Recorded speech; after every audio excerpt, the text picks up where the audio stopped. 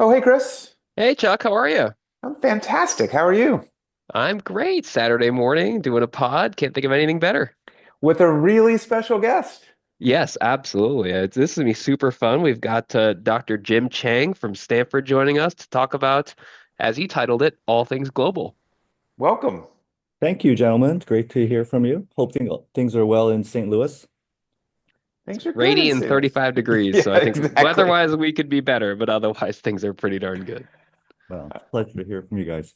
Yeah, I'm sure it's sunny and 67 in Palo Alto. We had some rain, but now I'm looking out the window. It's sunny. I'm going on a bike ride this afternoon. So Of no, course you are. that's the tax. We pay a lot, but the sun comes out in the wintertime. Fair enough. So we have two goals in this podcast. The first is to talk a little bit about the IFSSH and your leadership of the meeting, which is here in Washington, D.C., March 24th to 28th. And then we also want to touch on international care.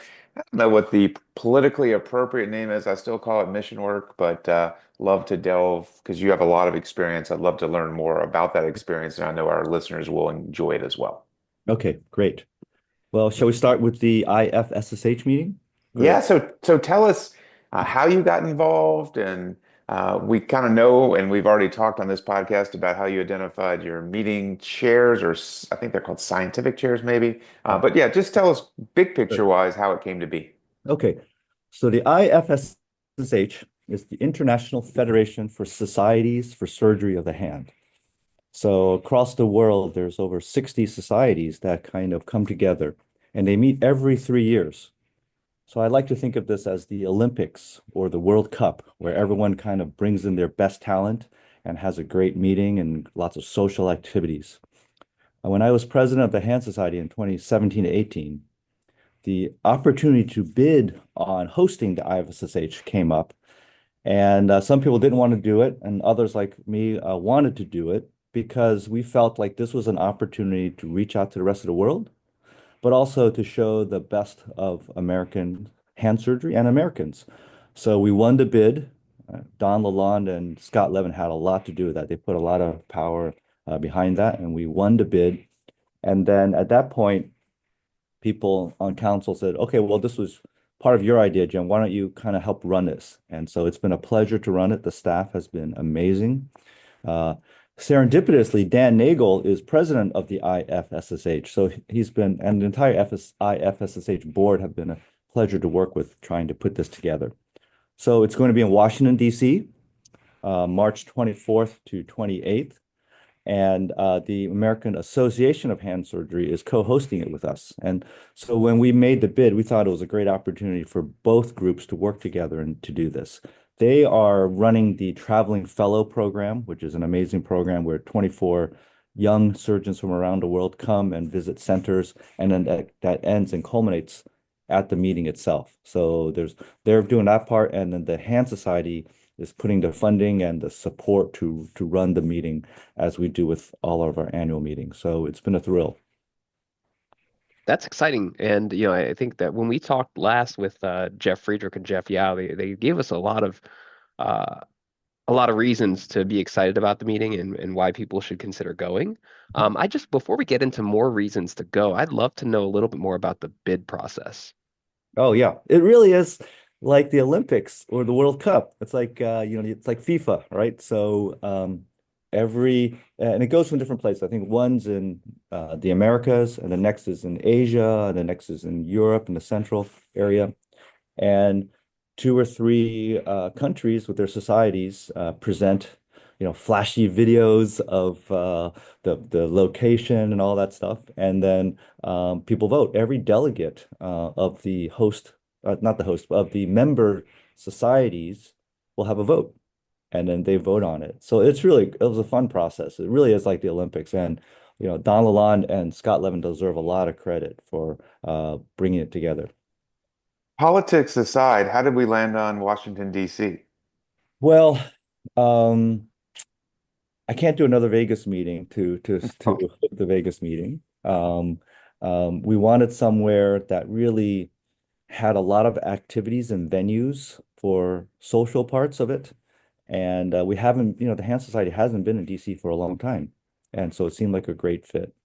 Yeah, I was in DC almost that exact week last year, and cherry blossoms were spectacular. And you're right, I don't know DC like I know many American cities, but it's going to be a great venue, no doubt. Yeah, yeah, I'm really looking forward. It's exactly at the time of the Cherry Blossom Festival. So you can imagine how many cherry blossoms were plastered on our bid program. For sure. Um, Talk to us about first, before we get to social, because Jim and Jim covered much of the scientific, although if you want to highlight any Right, that's scientific, that'd Jeff be and Jeff. I'm Jim and Jim. you're Jim and Jim. Okay, perfect. And we understand that if you're wee lamb, you don't need a partner and you do it twice. So not judging, not judging. Um, Talk to us about the two invited keynote speakers, please. Yeah. So there is a presidential speaker that's usually a hand surgeon from another part of the world other than the host country. And the board unanimously chose Fu Chan Wei.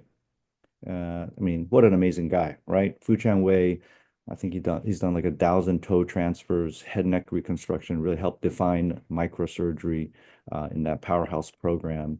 Those of us who visited the program are blown away, not only by the number of operating rooms that are in the hospital and the wards of microsurgery program in the microsurgery program, but the amazing basement cafeteria where every Chinese cuisine is available 24 hours a day. That was the highlight for me of seeing. I will It's say amazing. when I visited Chang'an, I did eat very well. So I was very happy about that too.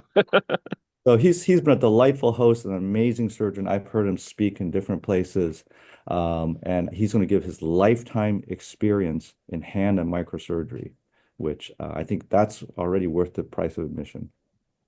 Perfect. And then we have a historical speaker, Mr. Swanson, or probably Dr. Swanson, honestly, but PhD doctor. Yeah, yeah. This is an interesting guy. So we thought we're in DC. We should host things. The meeting venue is the hotel and the meeting venue are right smack downtown in Penn Quarter.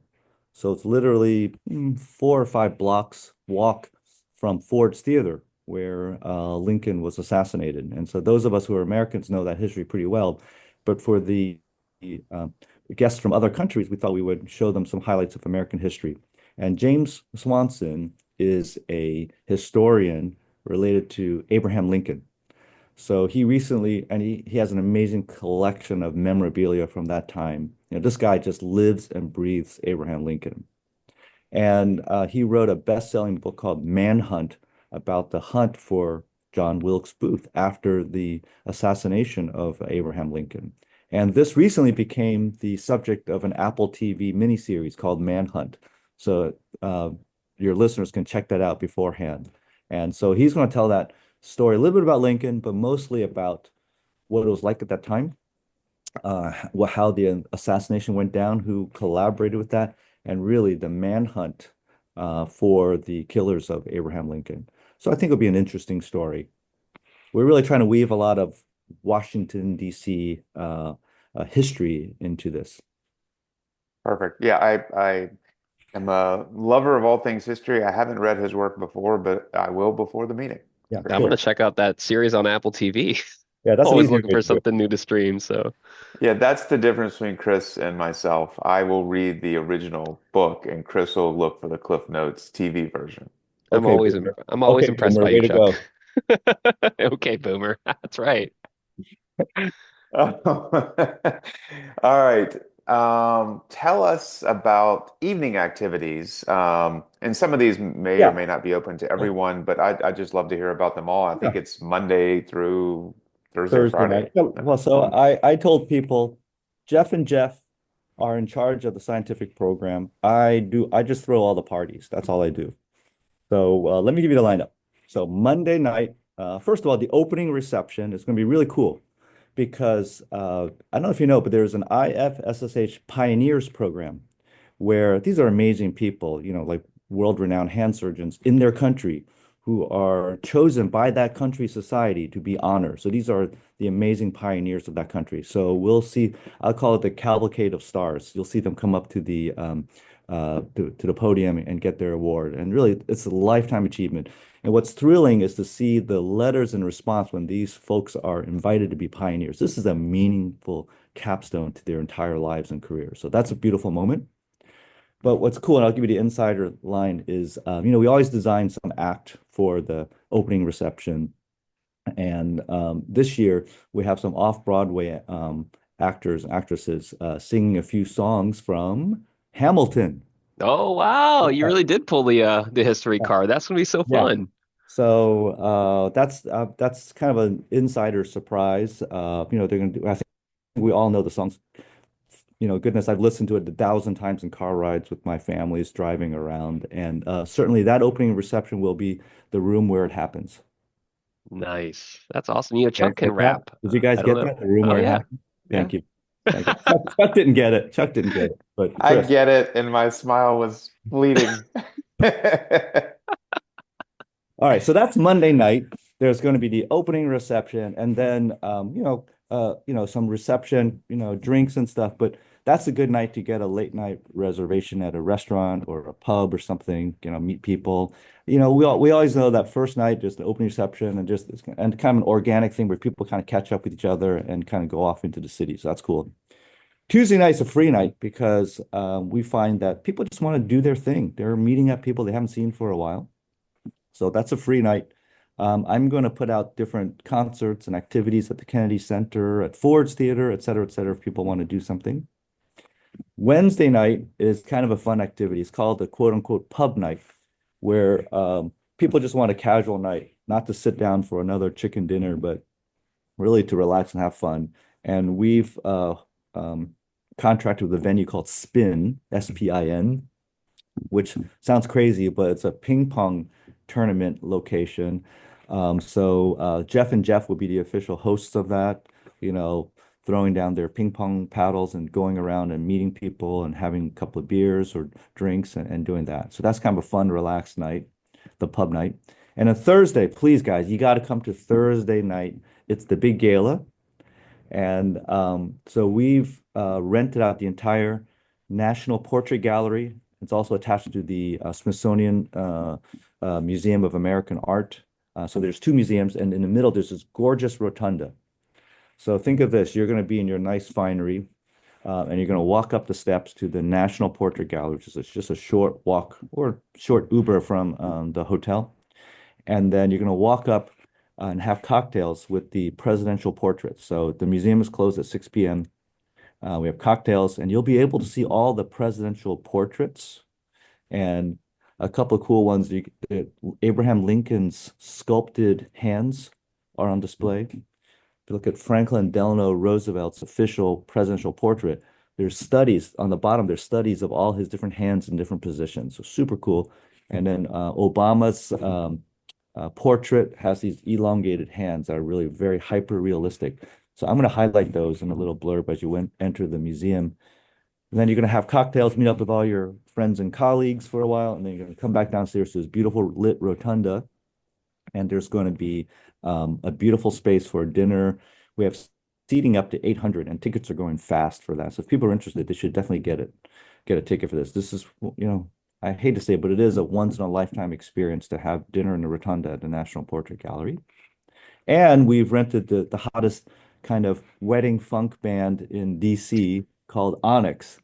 And my wife said, "Wow, these guys are like so good. Even a hand nerd like you will get up and dance." I'm like, "Yeah, I only dance when I dance with my wife Harriet because she dances really well, and I just follow exactly what moves she does." Is that the part that's worth the price of admission? That's yes, Yeah, yeah. that's going to be worth it. Okay. Perfect. No, no cell phones will be allowed though. It does sound amazing. It really does. Congrats on the planning. And yeah, I that in particular Thursday night might be the highlight for me. Great. And for all our international guests, they don't know, but Americans know that all the Smithsonian museums are free. So, I mean, when I grew up as a kid in Silver Spring, Maryland, we went to the Air and Space Museum. That just blew me away, right? So it's Kitty Hawk and all that stuff you'll see there. So, no, not Kitty Hawk, but one of the earlier planes. But you'll see all the rockets and everything. And so the Air and Space Museum is free.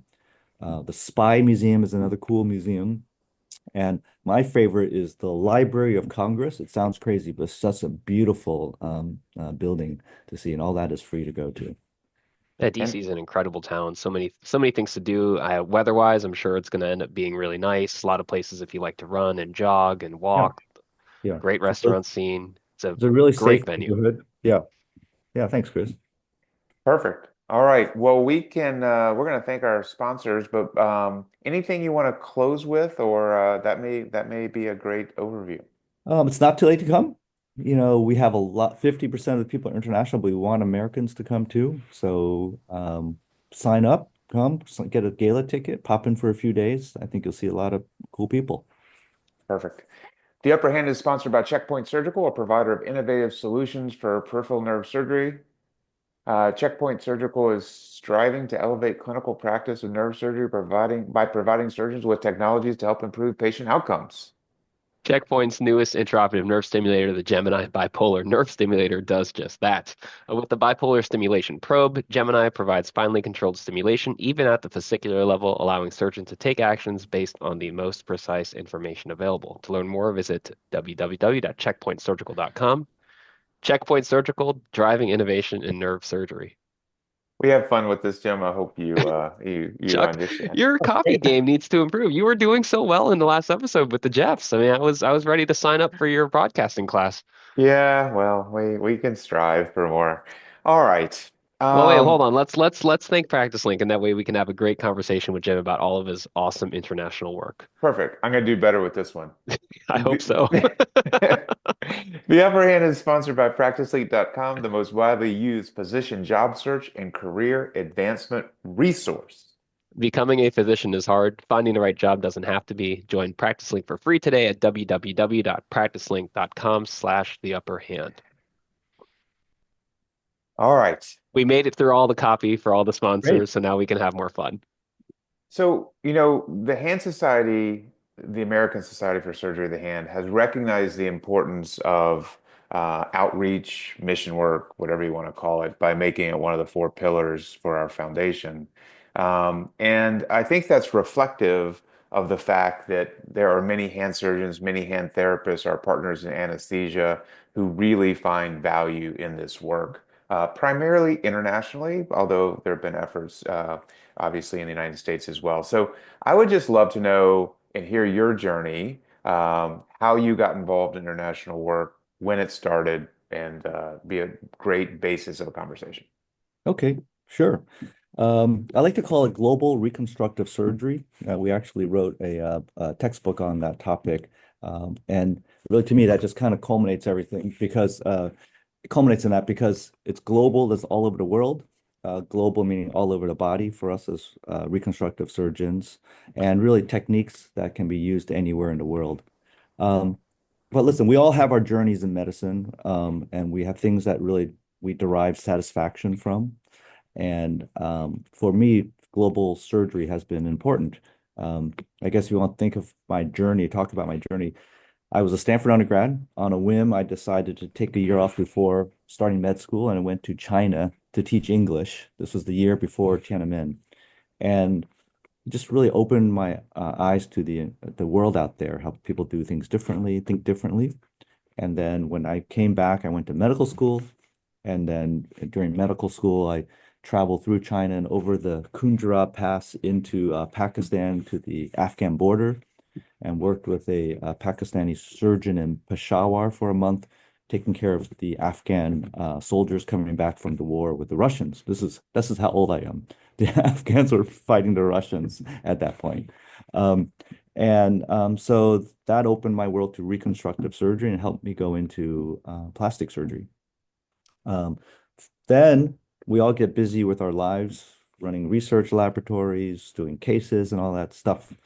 And during residency, I worked with Interplast as an organization started by at Stanford to really treat cleft lips and burns. And it was another nugget in my journey to kind of reach the end goal that I'm at now. Got busy with end of residency, got busy with the practice and academics. And then at some point I thought, wow, I really want to get back to this. And this was probably in my 40s when my kids were a little bit older.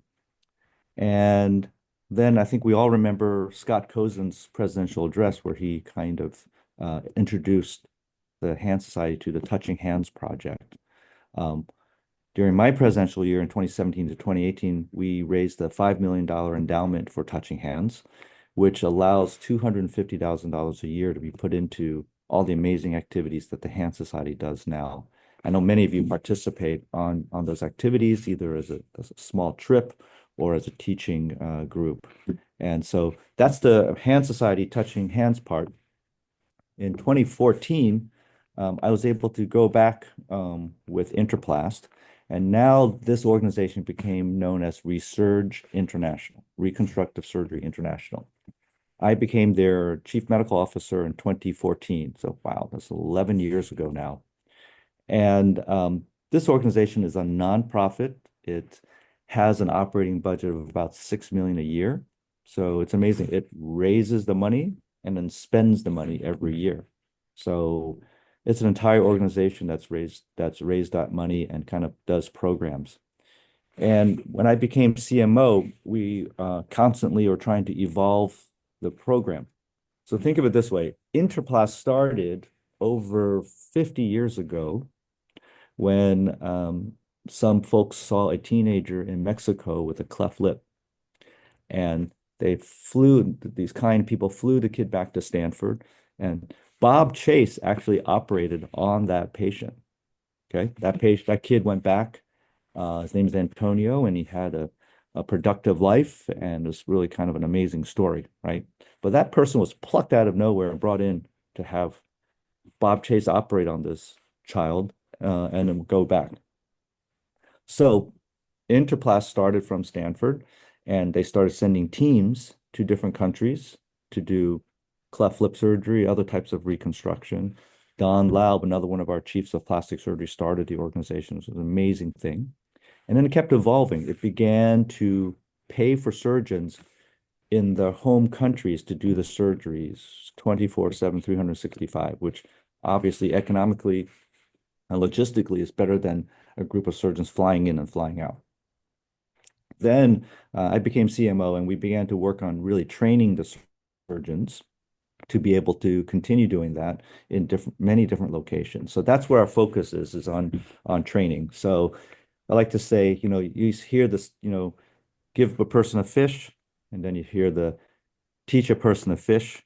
Well, we're trying to really start fishing academies where people can really learn, and have a bigger capacity to really grow that capacity for each country to have their own hand surgeons and plastic surgeons and reconstructive surgeons.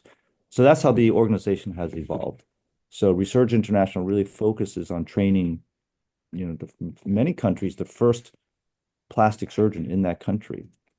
For example, in Zimbabwe, we worked with a guy named Godfrey Muguti 10 years ago to start training plastic surgeons. We went from 1 to 3 and now 10 plastic surgeons. And that's in the entire country. So if you leave my hospital here in Palo Alto and you go down the road, you'll probably find like 30 plastic surgeons within 5 miles. But in a country like Zimbabwe with 10 to 15 million people, there's 10 plastic surgeons. And so we see that in many parts of the world. Yeah, love that story. Love your advocacy and building. Um, I think for a lot of us, it is, yeah, as you said, it's certainly not the reason why I'm doing what I'm doing, but it's such a nice addition to what I'm doing. And I think I see, many different ways to find value in that work. I guess I would ask is can you put into words what you get out of it specifically when you travel internationally? How does it recharge you? How does it, I guess, elevate you as an individual and likely you as a surgeon? Yeah. So in so many ways, Chuck, Don Laub, my predecessor, called it psychic income, where you derive so much benefits, not money, it's not fame really. It's really this multi-level psychic effect where you're excited about going somewhere. You know the people there. You go there and you automatically realize that even though you're culturally very different, you speak a common language of medicine.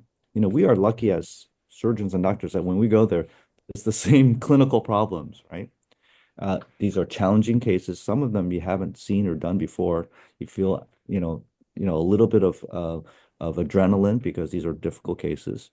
These are people in some need that you're being able to address. You forget about all the paperwork and administrative stuff you do in your home, and you come to this new place and you're a doctor. You treat patients, you work with the colleagues there, you teach something you know about. People there are the programs we go to are prepared and want to learn so much because the minute you leave, there may be 20 cases of the same problem that come in that they want to treat. And so those doctors that we work with feel the responsibility to their patients and want to learn new techniques that will allow them to do that. Imagine you having cases that come in that you don't know how to do, but can do once you learn how to do it. So they're really receptive to learning. You learn a lot when you're there too. I mean, I've learned new techniques on how to do stuff to make things better. And so it really is a two-way street. And then you usually travel a little bit before or after and learn the country and see some amazing sights. And you go home a little bit jet lagged, but refreshed, kind of mentally refreshed. And you kind of want to keep doing this. And that's why I'm in it. I love it. I really appreciate and admire the thoughtfulness that you've put into to what you've done with research and all of your international work. Two questions, one serious, one kind of silly. Um, so, how do you approach training a surgeon in their home country with, obviously different medical training systems, but the common language of medicine and surgery? How is training somebody over there different than training somebody in the States? And then, what's the most interesting instrument you've been handed in the OR when you were traveling? Okay. Um, First of all, from the effect of training. So you always want to work with the host country's system. So we develop these hubs, surgical hubs, where we know the hospital, we know our hosts there, and they usually have a training program already. So we partner with that training program. We don't go in and just think we're going to train everyone. We're there episodically, right? But in these surgical hubs of research, we have one in Ethiopia, one in Uganda, one in Hue, Vietnam, one in Nepal. They have a residency program or some training program. We go 4 times a year. The host tells us what they want to learn at that time, so we develop a curriculum. We know the hospital. We bring an anesthesiologist, so their anesthesiologists learn how to do blocks, et cetera, et cetera. And we partner with them.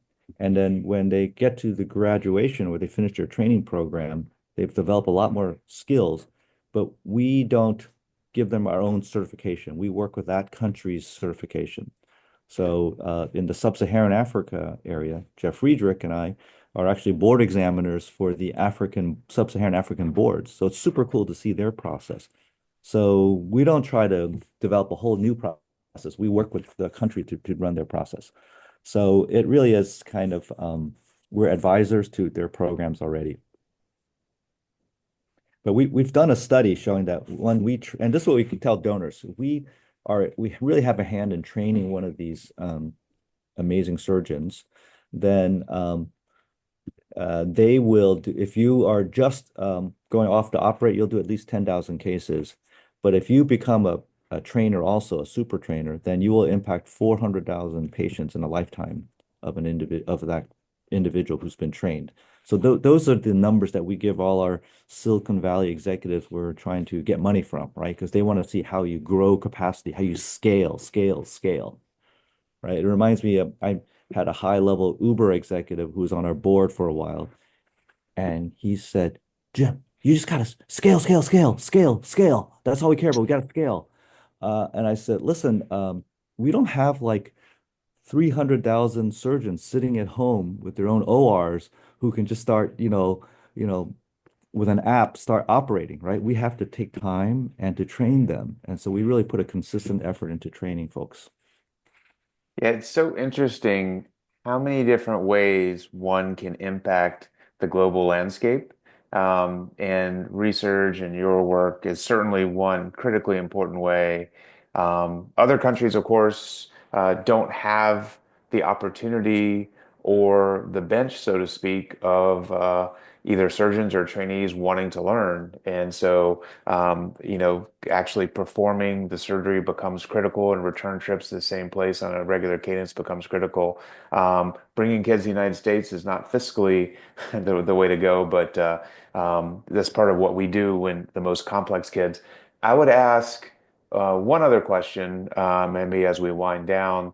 How has operating in low-resourced situations affected how you operate at the very highly resourced Stanford Hospital? Yeah, sure. So going back to Chris's question about the most interesting instrument, I was doing a very large, like in Cambodia, a very large burn case that needed skin grafting. And, I asked for a dermatome. There's no dermatome. They gave me a scalpel. So basically, I had to like slowly, take skin. But that really kind of shows you the difference. And so even a simple thing as a dermatome, a couple $1,000 here in the States, can change a program's life there because of the time it takes to harvest skin. So, Chuck, I'd say I am pretty low tech in my surgery in the US also. I try to avoid lots of fancy new equipments and implants. Um, I try to be as self-sufficient as possible. So that's what's taught me the amazing self-sufficiency of our surgeons um, in developing countries and the amazing amount of waste that happens in the United States. I had a visiting doctor from Nepal, a lovely woman who spent a day with me, and I did probably 5 cases at Stanford. And then at the end, I realized that after every case, she was kind of taking the bipolar cord and like carefully wrapping it up and like tucking it away. And I had no problem with that. We throw those away. So I'm like, oh yeah, it's great. And I go, why are you doing that? She goes, I can use these for the next 2 years of my career, right? 5 bipolar cords that I throw away in a day.